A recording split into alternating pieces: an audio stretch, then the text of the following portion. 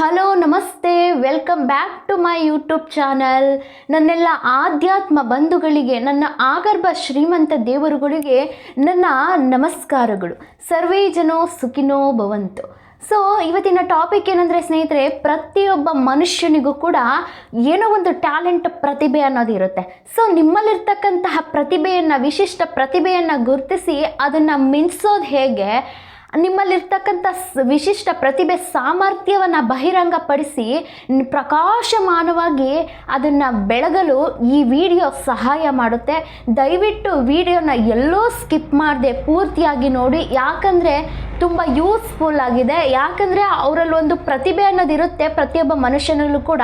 ಅದನ್ನು ಅವ್ರು ಐಡೆಂಟಿಫೈ ಮಾಡಿ ಅದನ್ನು ಯಾವ ಕೆಲಸ ಕಾರ್ಯಕ್ಕೆ ಉಪಯೋಗಿಸ್ಕೊಂಡು ಯಾವ ರೀತಿ ಹೋದರೆ ನಮ್ಮ ಸಕ್ಸಸ್ ಕಾರ್ಯಗಳು ನಡೆಯುತ್ತೆ ಅನ್ನೋದು ಕೆಲವೊಂದಷ್ಟು ಜನಕ್ಕೆ ಗೊಂದಲ ಇರುತ್ತೆ.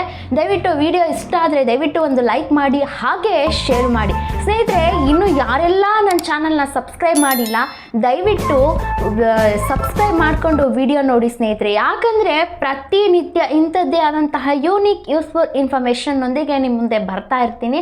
ಸೊ ಹಾಗಾಗಿ ದಯವಿಟ್ಟು ಸಬ್ಸ್ಕ್ರೈಬ್ ಮಾಡ್ಕೊಂಡು ಹಾಗೆ ಎಲ್ರಿಗೂ ಕೂಡ ಶೇರ್ ಮಾಡಿ ಅಂತ ಹೇಳ್ತಾ ಇವತ್ತಿನ ಆ ಟಾಪಿಕ್ ಬಗ್ಗೆ ಹೋಗೋಣ ಸ್ನೇಹಿತರೆ. ಇಲ್ಲಿ ಅನ್ನಿಸ್ಬೋದು, ನಿಮ್ಮಲ್ಲಿರ್ತಕ್ಕಂತಹ ವಿಶಿಷ್ಟ ಪ್ರತಿಭೆಯನ್ನು ಗುರುತಿಸೋದು ಏಕೆ, ನಿಮ್ಮನ್ನು ವಿಭಿನ್ನರಾಗಿಸೋದು ಯಾವುದು, ಆ ವಿಶಿಷ್ಟ ಪ್ರತಿಭೆಯನ್ನು ಕಂಡುಹಿಡಿಯೋದು ಹೇಗೆ, ಇದೆಲ್ಲ ಕ್ವಶನ್ಸ್ಗಳು ಕೂಡ ಇರುತ್ತೆ. ನಿಮ್ಮ ವಿಶಿಷ್ಟ ಪ್ರತಿಭೆಗಳನ್ನು ಹೊಂದಿಸೋದು ಹೇಗೆ, ನಿಮ್ಮ ವಿಶಿಷ್ಟ ಪ್ರತಿಭೆಗಳನ್ನು ಕಂಡುಹಿಡ್ಕೊಂಡ್ರೆ ನಿಮ್ಮ ಯಶಸ್ಸಿಗೆ ಅದು ಒಂದು ದಾರಿ ಆಗುತ್ತೆ, ಖಂಡಿತವಾಗಿಯೂ ಕೂಡ ದಾರಿ ಆಗುತ್ತೆ ಸ್ನೇಹಿತರೆ. ಇಲ್ಲಿ ನಾವು ಒಂದನ್ನು ಅರ್ಥ ಮಾಡ್ಕೊಳ್ಬೇಕು, ನಮ್ಮಲ್ಲಿರ್ತಕ್ಕಂತಹ ಯಾವುದಿದೆ ಆ ಪ್ರತಿಭೆನ ಫಸ್ಟು ನಾವು ಐಡೆಂಟಿಫೈ ಮಾಡ್ಕೊಳ್ಬೇಕು. ಸೊ ಹಾಗೆ ಇಲ್ಲಿ ನಾನೊಂದು 4 ಟಿಪ್ಸನ್ನು ಹೇಳ್ತೀನಿ. ನಿಮ್ಮಲ್ಲಿರ್ತಕ್ಕಂತಹ ವಿಶಿಷ್ಟ ಪ್ರತಿಭೆಯನ್ನು, ಟ್ಯಾಲೆಂಟ್ನ ಹೇಗೆಲ್ಲ ನೀವು ಕಂಡುಹಿಡ್ಕೊಳ್ಬಹುದು ಅನ್ನೋದ್ರ ಬಗ್ಗೆ ಒಂದು 4 ಪಾಯಿಂಟ್ ವೈಸ್ ಹೇಳ್ತೀನಿ. ದಯವಿಟ್ಟು ವಿಡಿಯೋನ ಎಲ್ಲೂ ಸ್ಕಿಪ್ ಮಾಡದೆ ಪೂರ್ತಿಯಾಗಿ ನೋಡಿ ಸ್ನೇಹಿತರೆ. ನಮ್ಮಲ್ಲಿರ್ತಕ್ಕಂತಹ ವಿಶಿಷ್ಟ ಟ್ಯಾಲೆಂಟ್ನ ಕಂಡುಹಿಡಿಯಲು ಫಸ್ಟ್ ನಾವು ಏನು ಮಾಡಬೇಕಂದ್ರೆ, ಫಸ್ಟ್ ಟಿಪ್ಸ್ ಏನಂತ ಅಂದರೆ, ನಮ್ಮಲ್ಲಿರ್ತಕ್ಕಂಥ ಸಾಮರ್ಥ್ಯ, ದೌರ್ಬಲ್ಯಗಳನ್ನು ಗುರುತಿಸ್ತಕ್ಕಂಥದ್ದು. ಅಂದರೆ ನಮ್ಮಲ್ಲಿರ್ತಕ್ಕಂತಹ ಕೌಶಲ್ಯ, ಸಾಮರ್ಥ್ಯಗಳನ್ನು ಫಸ್ಟು ಅದಕ್ಕೆ ಆದ್ಯತೆ ಕೊಡಿ, ಅದನ್ನು ಕಂಡುಹಿಡಿಯಿರಿ ಸ್ನೇಹಿತರೆ.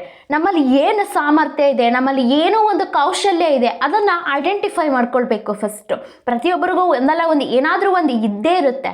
ಅಂದರೆ ಅದನ್ನು ಪ್ರಾಮಾಣಿಕವಾಗಿ ನಮ್ಮಲ್ಲಿ ಏನು ಕೌಶಲ್ಯ ಇದೆ ಅನ್ನೋದನ್ನು ಗುರುತಿಸ್ಬೇಕಾಗತ್ತೆ.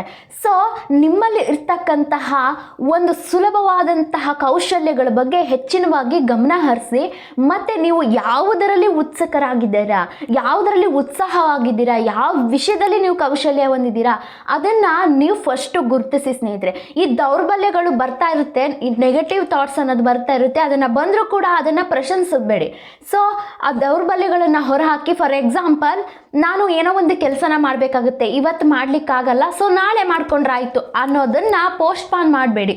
ನಾಳೆ ಅನ್ನೋ ಮನೆ ಹಾಳು, ಖಂಡಿತವಾಗಿಯೂ ಹಾಳಾಗುತ್ತೆ. ಹಾಗಾಗಿ ನೀವು ನಾನು ಮಾಡ್ತಕ್ಕಂತಹ ಕೆಲಸ ಇವತ್ತೇ ಆಗಬೇಕು. ಈಗ ನಾನು ಅಂದ್ಕೊಂಡಿದ್ದೀನಿ ಆ ಕೆಲಸ ಆಗಬೇಕು.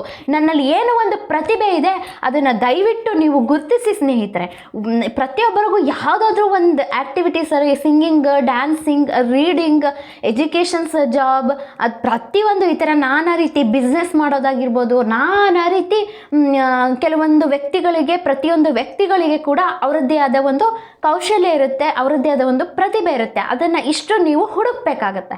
ಸೊ ಸೆಕೆಂಡ್ ಟಿಪ್ಸ್ ಏನಂತ ಅಂದರೆ, ಪರಿಶೋಧನೆ. ನಿಮ್ಮ ಪ್ರತಿಭೆಯನ್ನು ಕಂಡುಕೊಳ್ತಕ್ಕಂತಹದ್ದು, ವಿಭಿನ್ನ ಕೌಶಲ್ಯ, ವಿಭಿನ್ನ ಆಸಕ್ತಿಗಳು, ವಿಭಿನ್ನ ಚಟುವಟಿಕೆಗಳಲ್ಲಿ ಪಾಲ್ಗೊಳ್ತಕ್ಕಂತಹದ್ದು. ಒಂದೇ ಕೂತ್ಕೊಳ್ಬಾರ್ದು. ಇವತ್ತಿನ ಪ್ರಪಂಚ ತುಂಬಾ ಕಾಂಪಿಟೇಷನಲ್ಲಿದೆ. ನಿಮಗೆ ಯಾವುದಿದೆ ಅದರಲ್ಲಿ ನೀವು ಆ್ಯಕ್ಟಿವ್ ಆಗ್ತಾ ಇರಬೇಕು. ಯಾವ ಕ್ಷೇತ್ರದಲ್ಲಿ ನಿಮಗೆ ಇಂಟ್ರೆಸ್ಟ್ ಇದೆ ಅದರಲ್ಲಿ ನೀವು ಆಕ್ಟಿವ್ ಆಗ್ತಾ ಬರಬೇಕು. ಒಳ್ಳೆ ರೀತಿಯ ಹವ್ಯಾಸಗಳನ್ನ ರೂಢಿಸ್ಕೊಳ್ಳಿ. ನಿಮಗೆ ಇರ್ತಕ್ಕಂತಹ ಒಂದು ಒಳ್ಳೊಳ್ಳೆ ತರಗತಿಗಳನ್ನ ನೀವು ಅನ್ಕೊಂಡಿರ್ತಕ್ಕಂತಹ, ನಿಮ್ಗೆ ಯಾವುದ್ರಲ್ಲಿ ಆಸಕ್ತಿ ಇದೆ ಅದರಲ್ಲಿ ಒಂದು ತರಗತಿಗಳನ್ನ ನೀವು ಅದಕ್ಕೆ ಒಂದು ಕಾಂಪಿಟೇಷನ್ ಆಗಿ ನೀವು ತರಗತಿಗಳನ್ನ ಸ್ವೀಕರಿಸಿ. ಸ್ವಯಂ ಸೇವಕರಾಗಿ ಹೊಸ ಹೊಸ ವಿಷಯಗಳನ್ನ ಕಲಿತಾ ಹೋಗಿ. ಹೊಸ ಉತ್ಸಾಹಗಳು, ಹೊಸ ಪ್ರತಿಭೆಗಳನ್ನು ಕಂಡುಹಿಡಿಯಲು ಮುಕ್ತರಾಗಿ. ಇಲ್ಲಿ ಸುಮ್ಮನೆ ಕುತ್ಕೊಂಡಿದ್ರೆ ಏನಾದರೂ ಏನೂ ಆಗಲ್ಲ ಸ್ನೇಹಿತರೆ. ಯಾಕಂದರೆ ನಾವು ಪ್ರಪಂಚದಲ್ಲಿ ಇದ್ದೀವಿ ಅಂದರೆ ಏನಾದರೂ ಒಂದು ಮಾಡಲಿಕ್ಕೆ ಬಂದಿರ್ತೀವಿ. ಸೊ ಹಾಗಾಗಿ ಸೋಂಬೇರಿತನದಿಂದ ಕೂತ್ಕೊಳ್ಳದೆ ನಿಮ್ಮಲ್ಲಿ ಇರ್ತಕ್ಕಂಥ ಸಾಮರ್ಥ್ಯವನ್ನು ಗುರುತಿಸಿ ಹೊಸ ಹೊಸ ವಿಷಯಗಳನ್ನು, ಹೊಸ ಹೊಸ ಕಲಿಕೆಗಳನ್ನು ಕಲಿಯೋದ್ರಲ್ಲಿ ಮುಕ್ತರಾಗಿ ನೀವು. ನೆಕ್ಸ್ಟ್ ಪಾಯಿಂಟ್ ಏನಂತಂದರೆ ನಿಮ್ಮ ಆತ್ಮವಿಶ್ವಾಸವನ್ನು ಹೊಳಪು ಮಾಡಿಸ್ತಕ್ಕಂತಹದ್ದು. ಅಂತಂದರೆ ಸುಮ್ಮನೆ ಕೂತ್ಕೊಳ್ಬೇಡಿ ಸ್ನೇಹಿತರೆ, ನಿಮ್ಮಲ್ಲಿರ್ತಕ್ಕಂತಹ ವಿಶಿಷ್ಟ ಪ್ರತಿಭೆಯನ್ನು ಗುರುತಿಸಿ ಅದನ್ನು ಬೆಳೆಸಿ ಅದನ್ನು ಅಭಿವೃದ್ಧಿಪಡಿಸಿ. ನಿಮಗೆ ಯಾವುದರಲ್ಲಿ ಇಂಟ್ರೆಸ್ಟ್ ಇದೆ, ಯಾವ ಕ್ಷೇತ್ರದಲ್ಲಿ ಇಂಟ್ರೆಸ್ಟ್ ಇದೆ ಅದನ್ನು ಗುರುತಿಸಿ ಒಮ್ಮೆ ಅದನ್ನು ಅಭಿವೃದ್ಧಿಪಡಿಸ್ತಕ್ಕಂತಹ ಕೆಲಸ ಕಾರ್ಯಗಳನ್ನು ಅದಕ್ಕೆ ಬೇಕಾದಂಥದ್ದೆಲ್ಲ ಒಂದು ಚೌಕಟ್ಟನ್ನು ಮಾಡ್ಕೊಳ್ಳಿ. ಯಾಕಂದರೆ ಇವತ್ತಿನ ಪ್ರಪಂಚ ತುಂಬಾ ಟೆಕ್ನಾಲಜಿ ಮುಂದುವರೆದಿದೆ. ಅದಕ್ಕೆ ಸಂಬಂಧಪಟ್ಟಂತಹ ಕೆಲವೊಂದಷ್ಟು ಈ ಥರ ಸೋಷಿಯಲ್ ಮೀಡಿಯಾದಲ್ಲಿ ಅದಕ್ಕೆ ಸಂಬಂಧಪಟ್ಟಂಥ ವಿಷಯಗಳಿರ್ತವೆ, ಅದ್ರ ಬಗ್ಗೆ ಚರ್ಚಿಸಿ. ಬುಕ್ಸ್ಗಳಿರ್ತವೆ, ಅದಕ್ಕೆ ಸಂಬಂಧಪಟ್ಟಂತಹ ಇರ್ತಾರೆ. ಅಂಥ ವ್ಯಕ್ತಿಗಳನ್ನ ಕಾಂಟ್ಯಾಕ್ಟ್ ಮಾಡಿ ಅದಕ್ಕೆ ಸಂಬಂಧಪಟ್ಟಂತಹ ಏನೇ ಆಗಿದ್ರೂ ಕೂಡ ಅದಕ್ಕೆ ತಕ್ಕಂತಹ ತರಗತಿಗಳಿರ್ತವೆ. ಸೊ ಕೋಚಿಂಗ್ಸ್ ಇರುತ್ತೆ. ನಿಮ್ಗೆ ಯಾವುದೇ ಇಂಟ್ರೆಸ್ಟ್ ಇರಲಿ ಸ್ನೇಹಿತರೆ, ಯಾವುದೇ ನನ್ನ ಜೀವನದಲ್ಲಿ ನಾವು ಸಾಧನೆ ಮಾಡ್ತೀವಿ, ಒಳ್ಳೇದು ಮಾಡ್ತೀವಿ ಅಂದರೆ ನಾನಾ ರೀತಿ ಕೆಲಸಗಳಿದ್ದಾವೆ. ಯಾವ ಕೆಲಸ ಆದರೂ ಸರಿ ಒಳ್ಳೆಯದನ್ನು ಮಾಡ್ತಾ ಇರಬೇಕಾದ್ರೆ ಅದಕ್ಕೆ ಸಂಬಂಧಪಟ್ಟಂತಹ ಅದನ್ನು ಪ್ರೇರೇಪಿತರಾಗಿ ಅದನ್ನು ಅಭಿವೃದ್ಧಿಪಡಿಸೋದಕ್ಕೆ ಪ್ರಯತ್ನ ಪಡಿ. ನಿಮ್ಮ ಒಂದು ಪ್ರತಿಭೆಯನ್ನು ಅಭ್ಯಾಸ ಮಾಡಿ. ಇವತ್ತು ಮಾಡಿ ನಾಳೆ ಮಾಡೋದಲ್ಲ, ನೀನು ಏನು ಪ್ರಯತ್ನ ಇದೆ ಅದನ್ನು ಅಭ್ಯಾಸ ಮಾಡಿ. ನಿಮ್ಮಲ್ಲಿರ್ತಕ್ಕಂತಹ ಕೌಶಲ್ಯವನ್ನು ಮತ್ತೊಬ್ಬರ ಹತ್ರ ಹಂಚ್ಕೊಳ್ಳಿ. ಯಾಕೆ ಹಿಂಜರಿಕೆ? ನಿಮ್ಮಲ್ಲಿ ಒಂದು ಒಳ್ಳೇದಿದೆ ಅಂದರೆ ನಿಮ್ಮಲ್ಲಿ ಒಂದು ಒಳ್ಳೆ ಬಾಂಧವ್ಯ ಬರುತ್ತೆ, ಅವ್ರಿಗೆ ಒಂದು ಒಳ್ಳೆ ಪ್ರೇರೇಪಿತರಾಗ್ತೀರಾ. ಬೇರೆಯವ್ರ ಜೊತೆ ಹಂಚ್ಕೊಳ್ಳಿ ಅದನ್ನು. ನಿಮ್ಮಲ್ಲಿರ್ತಕ್ಕಂತಹ ಅನನ್ಯ ಪ್ರತಿಭೆಯನ್ನು ಪ್ರೀತಿಸಿ, ಗೌರವಿಸಿ, ಅದನ್ನು ದೀಪದಂತೆ ಬೆಳಗಲು ಬಿಡಿ. ಯಾಕಂದರೆ ಅಲ್ಲೇ ಅವಿತ್ಕೊಬಿಡ್ತಾರೆ ಸ್ನೇಹಿತರೆ ಕೆಲವೊಂದಷ್ಟು ಜನಗಳು. ಅಯ್ಯೋ ನಾನು ಸೋತು ಹೋಗ್ಬಿಟ್ರೆ, ಅಯ್ಯೋ ನನ್ನಿಂದ ದುಡ್ಡನ್ನು ಕಳ್ಕೊಬಿಟ್ರೆ. ಪ್ರಯತ್ನ ಇರಲೇಬೇಕು, ಅದನ್ನು ಬೆಳಗೋದಕ್ಕೆ ಅವಕಾಶ ಮಾಡಿಕೊಡಿ. ನೀವು ಅವಕಾಶನೇ ಮಾಡಿಕೊಳ್ಳಿಲ್ಲ ಅಂದರೆ ನಿಮ್ಮಲ್ಲಿರ್ತಕ್ಕಂಥ ಟ್ಯಾಲೆಂಟ್ ಬೇರೆಯವ್ರಿಗೆ ಹೇಗೆ ಗೊತ್ತಾಗುತ್ತೆ, ಬೇರೆಯವ್ರಿಗೆ ಹೇಗೆ ಪ್ರೇರೇಪಣೆ ಆಗುತ್ತೆ. Next last tips